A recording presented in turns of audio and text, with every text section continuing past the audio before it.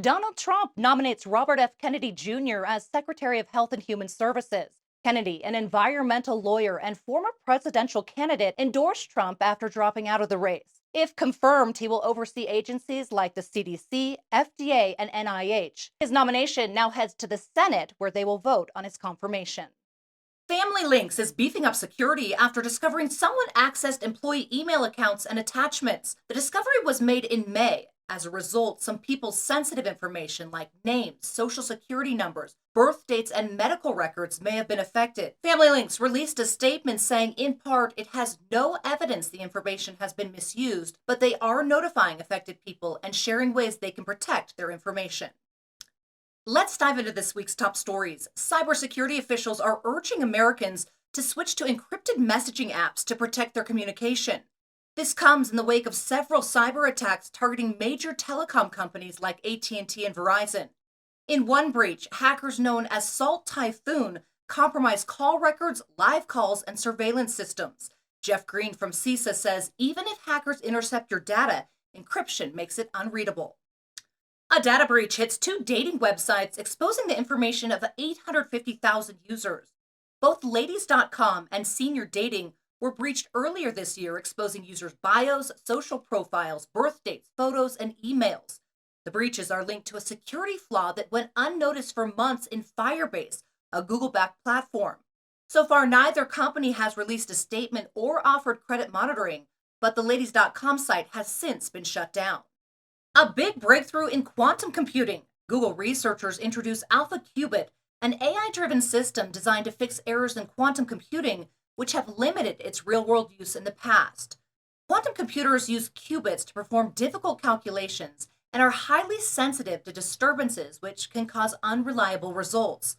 By improving reliability, AlphaQubit brings us closer to fully using quantum computing's potential in healthcare, science, and security.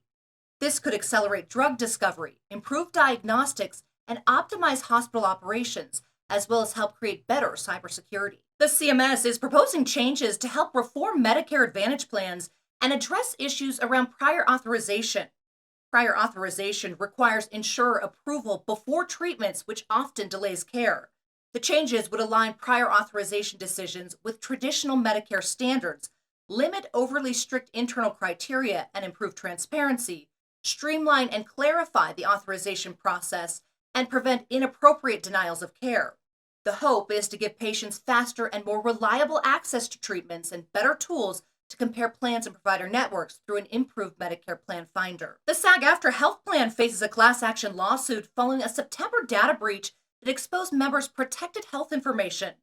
The phishing attack compromised an employee's email and exposed names, social security numbers, health plan IDs, and claims data. SAG-AFTRA did not notify affected members until 2 months later. The lawsuit accuses SAG-AFTRA of downplaying the breach and failing to protect members from identity theft and other risks. This comes on the heels of a 2019 data breach involving the AFTRA Retirement Fund, which impacted nearly 500,000 people. A new report from Washington State's Attorney General shows data breaches in the state have reached a record high. The report revealed a record 11.6 million residents were affected by data breaches between July of 2023 and July of 24. That's up 4.8 million from the previous year. Ransomware accounted for 78% of those attacks, and 194 breaches exposed social security numbers, heightening fraud risks. The report made several recommendations, including shortening breach notification deadlines to 3 days, providing notifications in multiple languages, expanding the definition of personal information, and increasing transparency from data brokers. The Office of Inspector General criticizes the Office for Civil Rights for failing to address compliance issues found in HIPAA audits from 2016 to 2020. The audits met legal requirements but did not specifically improve cybersecurity. The OIG said major security gaps rarely led to follow-up compliance reviews, and that the audits focused on administrative safeguards but ignored physical and technical protections for electronic health data. The OCR responded saying the audits were meant to provide guidance, not enforce fixes, and that some entities chose to pay fines instead of addressing the problems. The Chinese hacking group Salt Typhoon infiltrates at least 8 U.S. telecom companies, stealing call metadata. The data shows the who, what, when, and where of phone calls, Some breaches involved audio intercepts and call logs exposing private details about Americans' lives. The FCC is proposing annual cybersecurity certifications, network audits, and incentives for better defenses like encryption and threat detection. The goal is to secure telecom infrastructure against sophisticated attacks.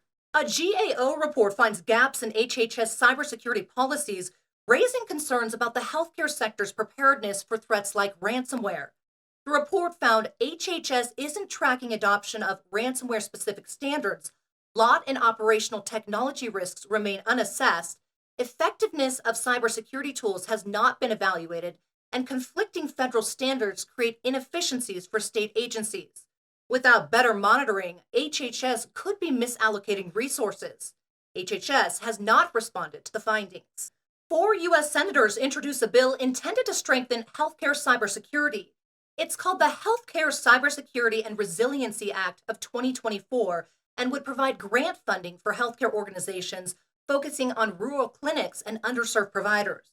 The bill also requires an update of the current HIPAA rules to include modern cybersecurity standards, forcing HHS to create a thorough incident response plan. It would also increase collaboration between HHS and CISA to address cyber threats. Atrium Health reports a data breach affecting more than 585,000 people. That breach has now been linked to third-party tracking tools like Google and Meta used on its patient portals from 2015 to 2019. The tools, which were meant to improve user experience, may have unintentionally shared sensitive patient information with third parties. Once the issue was uncovered, Atrium notified affected people and authorities. The breach underscores the risks of using tracking tools in healthcare systems. A ransomware attack at Colonial Behavioral Health exposes the personal and medical information of nearly 30,000 people. The breach happened in May and included social security numbers, medical details, and insurance information. CBH discovered the attack in October and has since secured its systems and notified affected people. It's now working with the FBI and local law enforcement and is offering free credit monitoring for those affected in the breach. PostMed settles a $7.3 million class action lawsuit after a 2023 data breach exposed the information of more than 2.3 million people. Last year, hackers accessed files containing patient names, medications, and prescribing doctors. PostMeds quickly secured its systems and notified affected people. The settlement will provide compensation to those affected. A ransomware attack at supply chain technology provider Yonder disrupts managed services and impacts operations. It happened in November. The company brought in cybersecurity experts and implemented security protocols to contain the attack and begin recovery. Some customers are back online, but full restoration efforts still continue.